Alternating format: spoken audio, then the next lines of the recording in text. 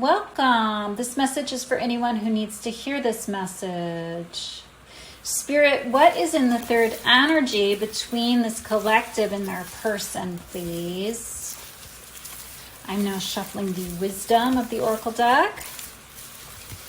If you'd like more information about any of the decks I'll be using in this reading today, please see the description field beneath this video.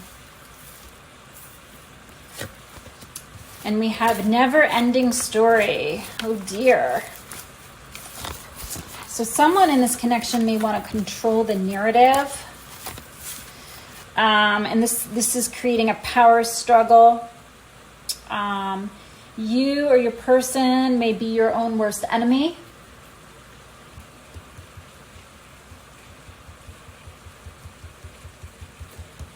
It's also giving the energy, I don't know, this book has been out a while. It's called Drama of the Gifted Child. I'm hearing that one or both of you may be highly, highly gifted, but doesn't necessarily have a constructive way of expressing that energy. So it tends to create self-destructive, like it can lead to self-destructive tendencies. Your person may self-sabotage, for example.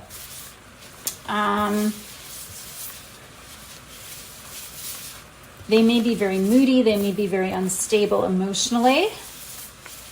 And they may even pick fights. For some of them, they may be addicted to drama, even. It's giving a tantrum energy.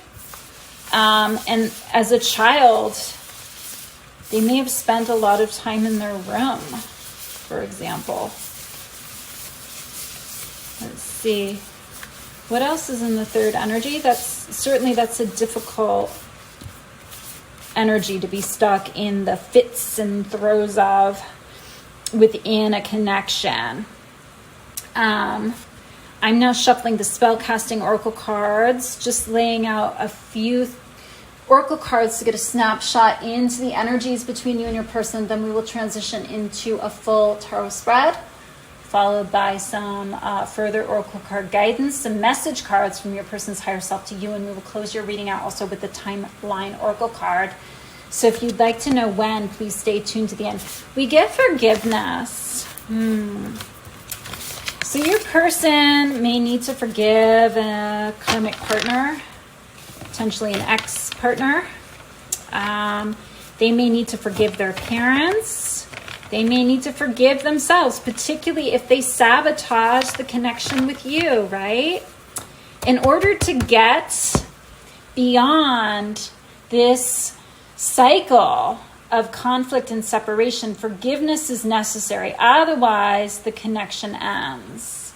And often in a karmic connection, that's why it ends, because we can't forgive the other person.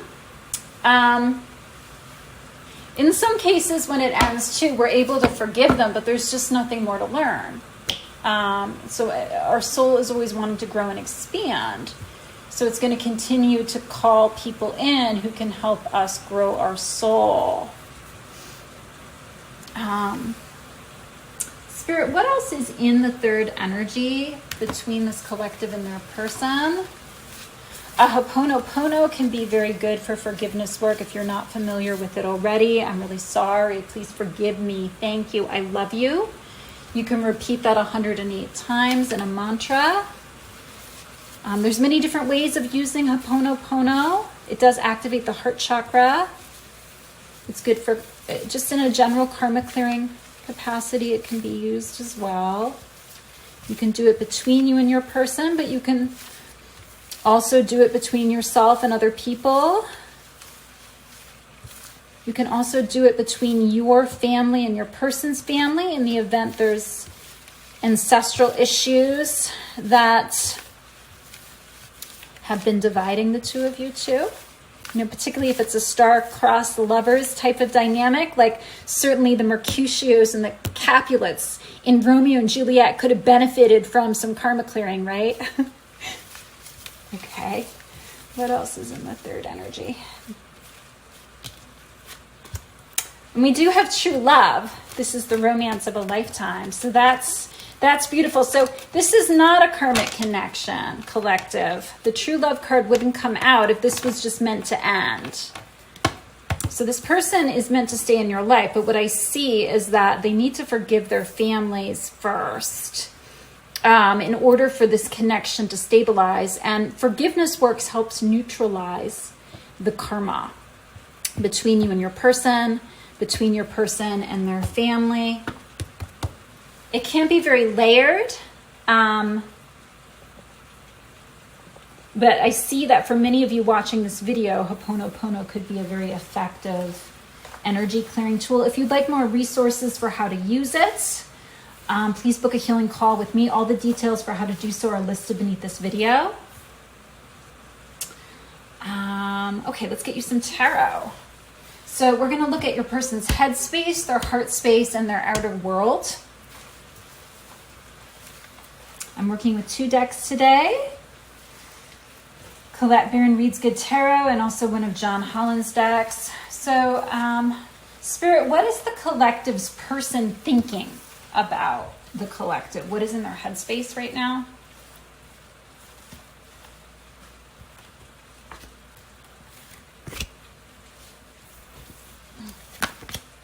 And we have 6 of water. So there's a deep emotional bond between you and your person.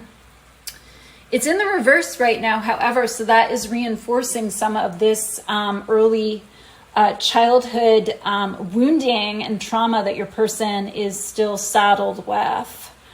They're still working through that. I'm getting that for many of them, their way of coping before they met you was simply to repress and suppress their emotions, and that's not working for them anymore. There's a sense of disconnection from the work they're doing. There's a sense of disconnection from the people around them.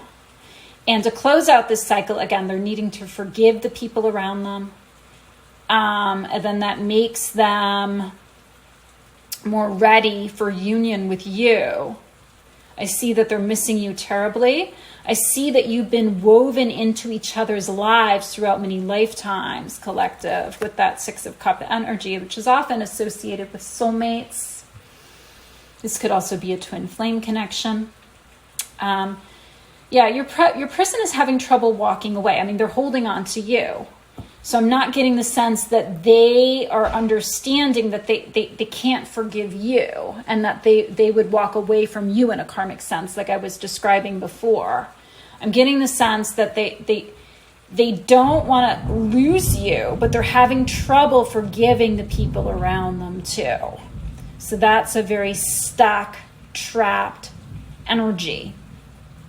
There's a lot of emotional baggage that they're still carrying. And what I'm hearing is part of the reason for this is they haven't done any conscious, or for that matter, subconscious work on themselves either. You know, essentially it's like the way they've coped is just to suppress their emotions.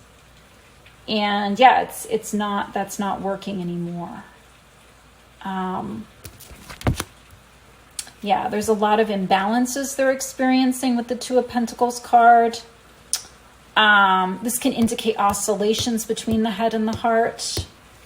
They're wanting to follow their heart. They're wanting to choose you, but there's still a lot of hurt in their heart. So it's hard for them to be able to trust that, right? I'm also seeing that there's a lot of chaos and conflict around them. They're having trouble with work-life balance. They're having trouble managing and balancing the various aspects of their life. They know they have some important decisions to make, but they are putting off those decisions because it's easier for them simply to just maintain the status quo. But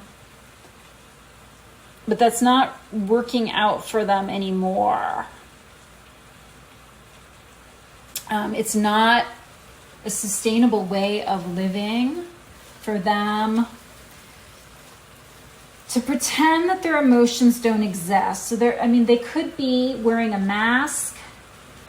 For some of them, their self-image may be very important to them. They may still seek external validation. They may be very goal-oriented.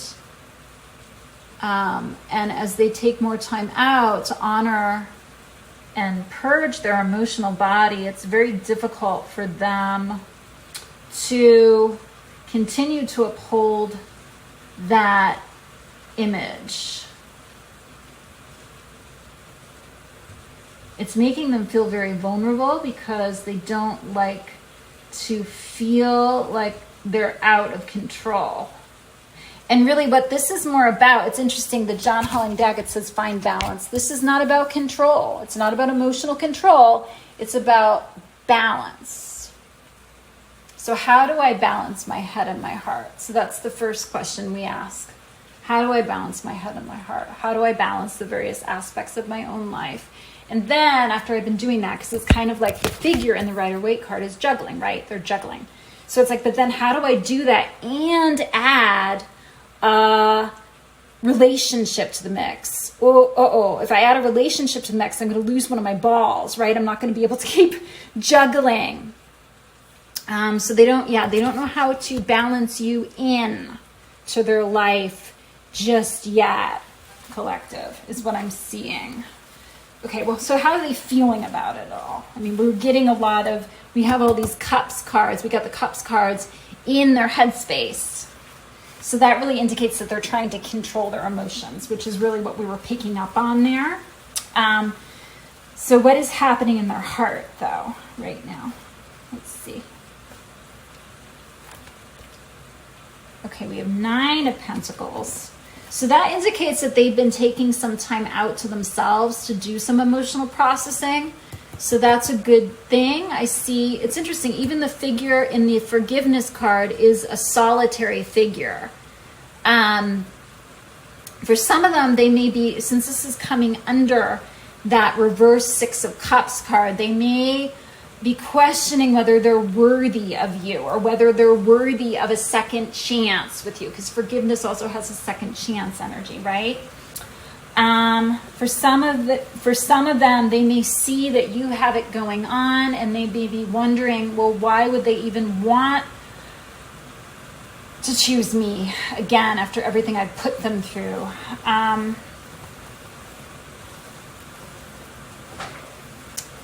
See what else is in their heart space, please. 2 more cards.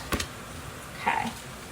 So now we get that they have some blockage in their solar plexus right now. So that indicates that they are having trouble following the guidance of their heart. That's bringing up fear for them. So they're holding back. They're holding back. Some of them may be coping with alcohol a little bit, since there's blockage at that level. That can sometimes indicate addiction issues, especially alcohol. For some of them, this can indicate that they have trouble with energetic or emotional boundaries. There's a residual sense of codependency that could be on you, since right beside it we do have that 9 of Pentacles card with a single figure. So they could be codependent on your inner feminine for guidance, for spiritual nourishment, for example. But they may be codependent on other people around them for external validation, or there may be people that are too dependent on them, like for financial reasons, for example. There's what came through in the beginning. I'm getting some clan energy too. There's a sense of emotional enmeshment for some of them. It could be with the family they grew up with their parents still. And then, wow, right beside the solar plexus, we have the Fool also in the reverse. So that's reaffirming that fear energy.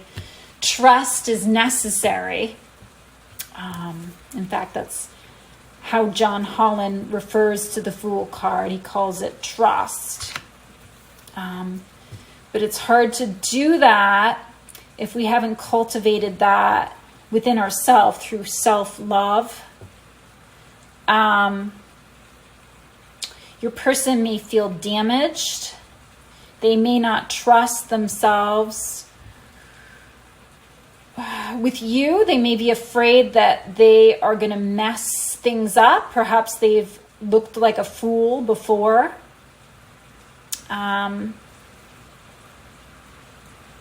For some of them, it's just that they haven't had the emotional bandwidth and they've needed to acquire it. Because it's like I'm getting this energy, especially with the Nine of Pentacles. They may deify you. They may put you up on a bit of a pedestal, collective.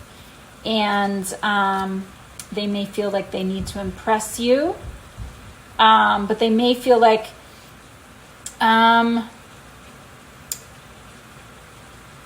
they don't measure up to you in some way. The largest message that is coming off of the combination of solar plexus chakra and trust, however, is there's a fear factor. And what this requires is a significant leap of faith.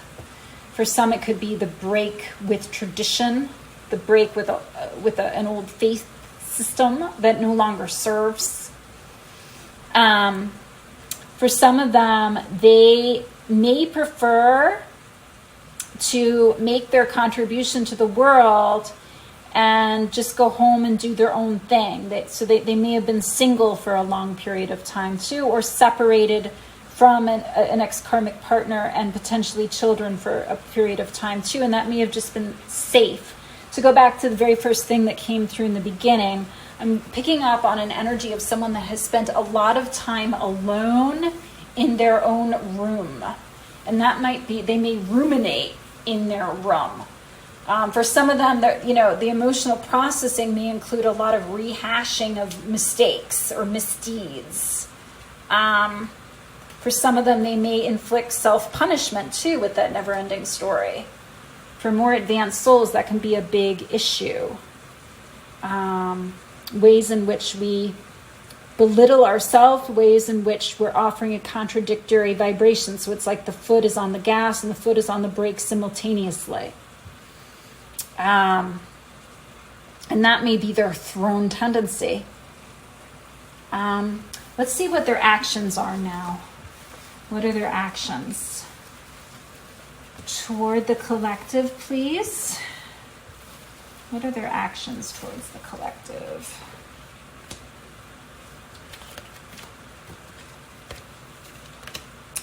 Okay, so we have the Hierophant card. So that can be about commitment, a higher level of commitment. Oh, wow, we have it twice in two different decks. Okay. So, wow. So I'm getting that the fear factor here has to do with commitment. They're afraid of commitment, but at the same time, they're wanting something more stable. It's like I'm getting this energy that if they were to date you, they wouldn't be able to handle the uncertainty of dating you. So it's like they would prefer to just either move in with you or to marry you. Some of them even. That's interesting.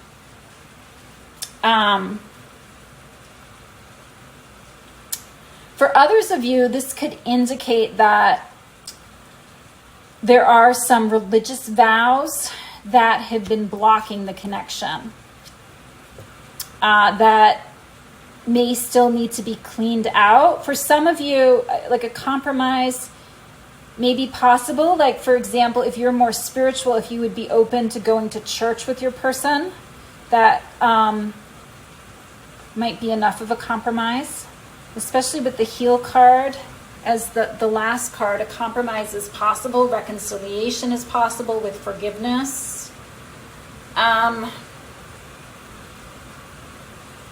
Let's see, we have repeating fives, so that can be about change, but the resistance to change. I mean, certainly your person has been dragging their feet.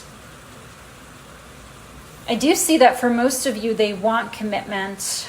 And since those three cards are happening in the outer world, it's something that they're wanting to act upon.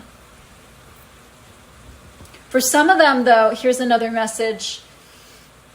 They have commitments they need to honor. And it could even be, Yeah, for some of you in an earlier phase of union, there may be vows of separation that are they're tied to the heart chakra.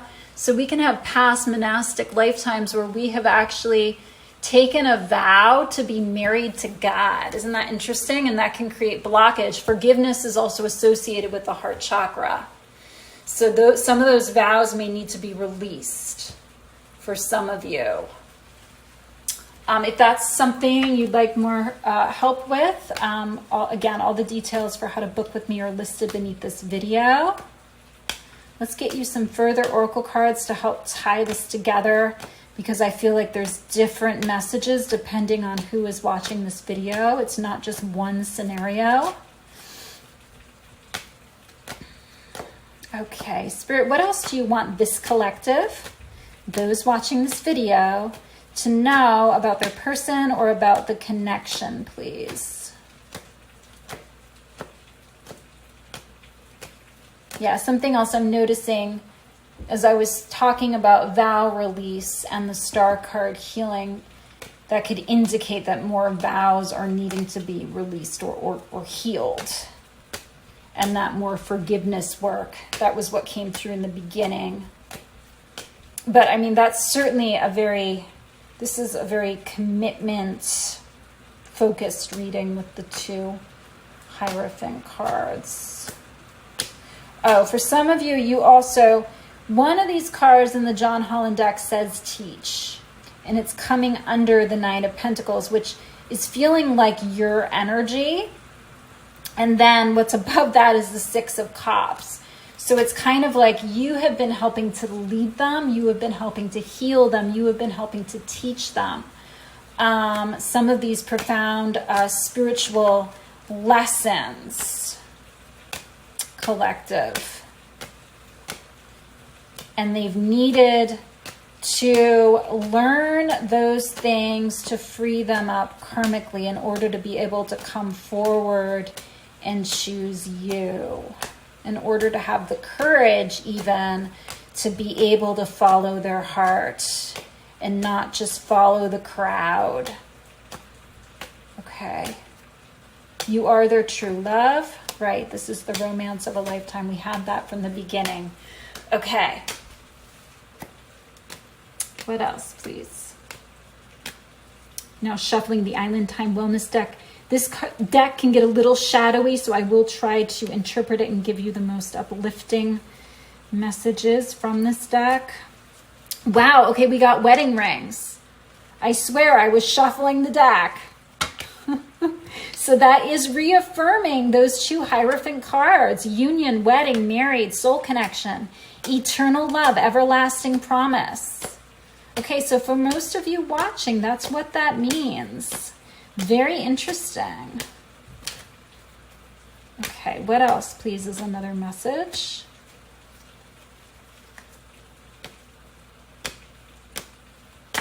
For others watching this reading, please. We're getting cassette, outdated thinking, conditioning, replaying events over in your head. So that's very similar to that never-ending story. There's that looping energy about rehashing past mistakes. Your person, as came through in the beginning, your person may be his or her worst enemy. There's stinking thinking that they've been indulging in. That's really slowed them down. And the other thing about overthinking too is that it really blocks the third eye chakra. I mean, we see they have blockage at the solar plexus level too, but that's just because they're not taking action, right? But you know, if we're overthinking and we're not getting the intuitive guidance coming in, then we're not knowing what to take action upon either, right? So that has been a factor, overthinking. Your person may have a tendency to catastrophize,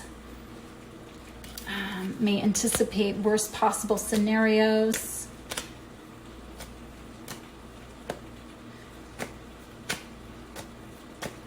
And that is also amplifying this whole fear factor too.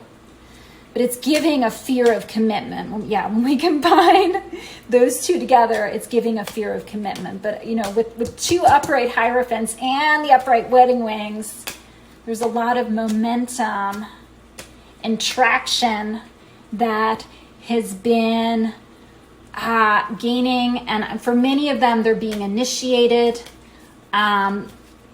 This union is wanting to be divinely orchestrated.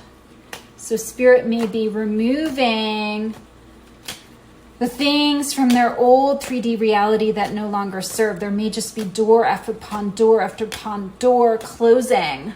And that, of course, that can be confusing and frustrating.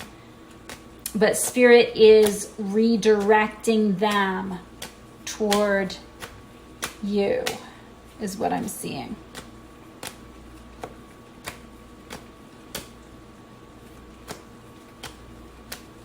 Any other messages here from this deck? We're seeing mask. Not showing true feelings, hide, personify, pretend, delude, gaslighting. That feels like a past energy. Yeah. Your person may have been hiding behind a mask because they were afraid to change their life and because they were afraid of what you brought up for them. You were more ascended than they were. When you met, you may have been more in touch with your emotional body. You may have been more mature. And that caused some triggering and some separation. Your person may not have wanted to deal with what you brought up, and it may have been easier at one point of time to push you away for protective reasons. But I do see that for most of you watching this video, that mask is coming off very soon. Okay, let's see. Let's now get you some messages from your person's higher self. What would they like to tell this collective, please? What would they like to tell this collective?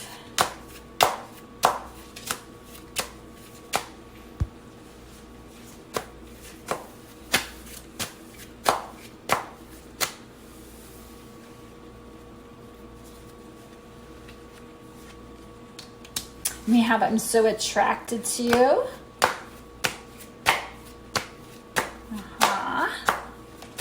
Yeah, absolutely. What else?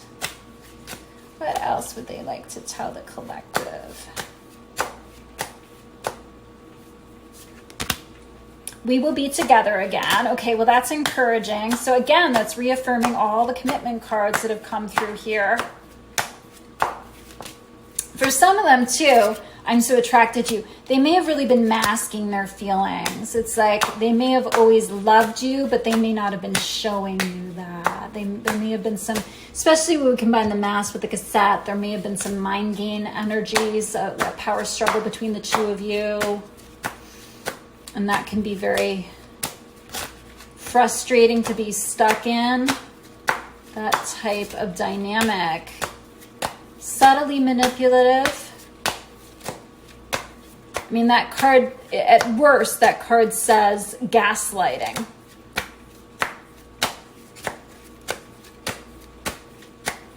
I'm not getting a strong energy of a narcissist that's coming off this pile, though. If that's you, this may not be your reading. Or I should say, if that sounds like your person, this very likely is not your message. We will be together again. Yes. So they want commitment.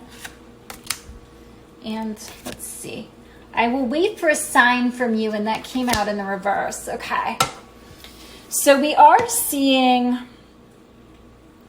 that feels like it's subtly manipulative. That's interesting. So I'm picking up on an energy here where it's almost as if your person would prefer if you propose to them. Because then it makes it easier for them.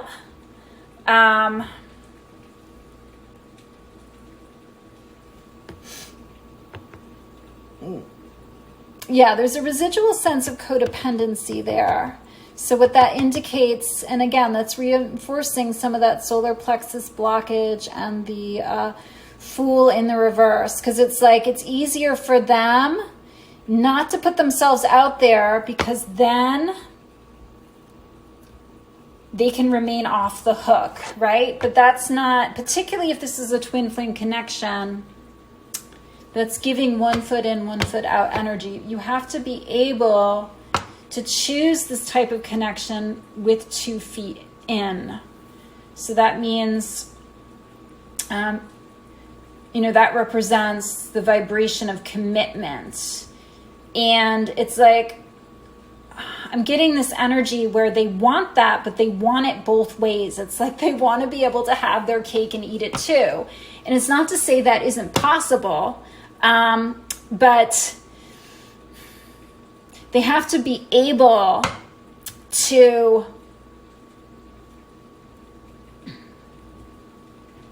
show up for you that way. And that's a way in which they're being initiated.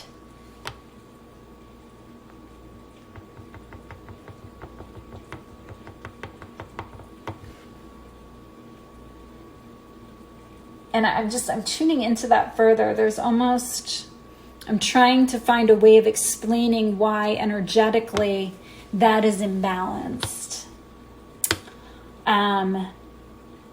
Especially with the teach card here, they're lessons, they're soul lessons that you've both had to learn along the course of this journey. And, an initiation helps us build strength and power. And we have to be able to recognize all the ways in which we've given away our power. And so a significant part of their soul's lesson is to reclaim their power and to put themselves out there and to take that leap of faith towards you.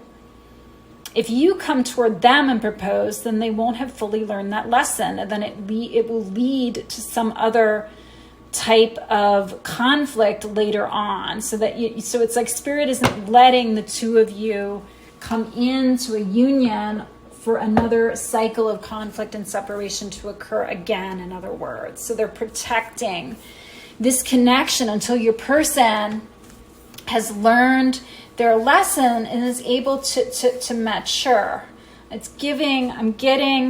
See, we don't have court cards in this reading, but if there were to have been court cards that would have come out, we may have seen pages and knights, for example, rather than a king. I mean, a king can come forward and make a commitment, but there can be a lot of back and forth energy with knights, for example. All right, let's get you some timelines. Okay. So when can this collective expect to hear from their person, please? When can they expect a shift in this connection? Yeah, the other thing that I'm noticing now too, we will be together again. Isn't that kind of vague? I mean, we've these two cards about commitment and they're upright, right, in the outer world. And yet we will be together again. I mean, I'm just, what I'm hearing someone's guide say is, say it like you mean it, dude.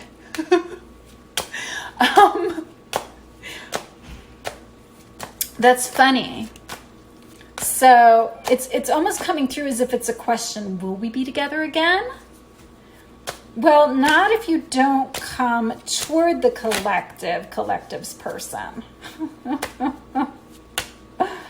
You have to come and claim your goods. What's also interesting, okay, so 9 of Earth in the Good Tarot is just 9 of Earth, but in the John Holland deck, it's called Well-Deserved Reward. Now, that isn't the card that came out, but I just think that's funny. It's like you would be a well-deserved reward, but it's like they have to believe they're worthy enough in order to claim it, right? So it's like some of them have an unworthiness wound, and that is what is, it's lower. It's like for many of you watching it, we're getting that solar plexus chakra. There's blockage there, but there can be blockage lower than that too.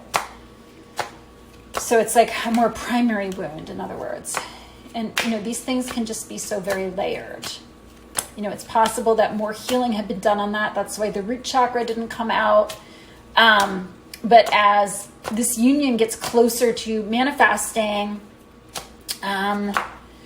there's a new block that has emerged at the solar plexus level. And this is just only at this particular point in time. If we were to put these cards away and do a new draw in 15 minutes after you raise vibration, collective, it might be an entirely different combination of cards.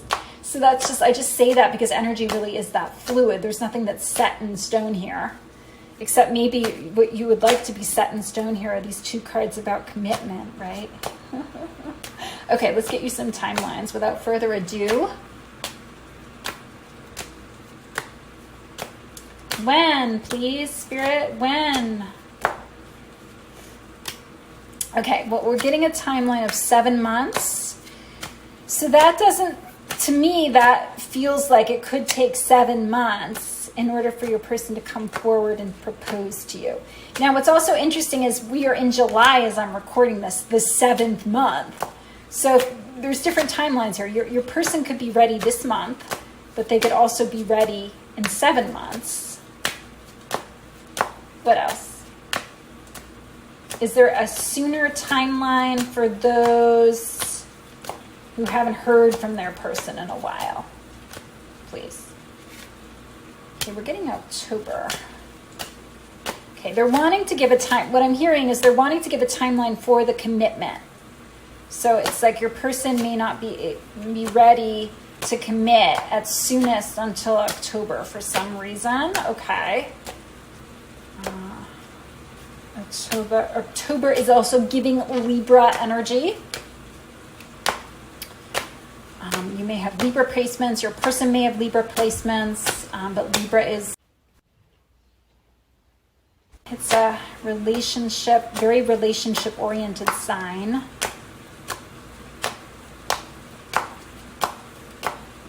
It's also ruled by Venus. Okay, we get 6 months as well. Okay, so that's interesting. They only, for this particular reading, they only seem to want to give timelines for the actual commitment and not for when you would get a message from them. So I mean, between now and 7 months at latest is when the commitment timeline would be unfolding. Thank you, collective.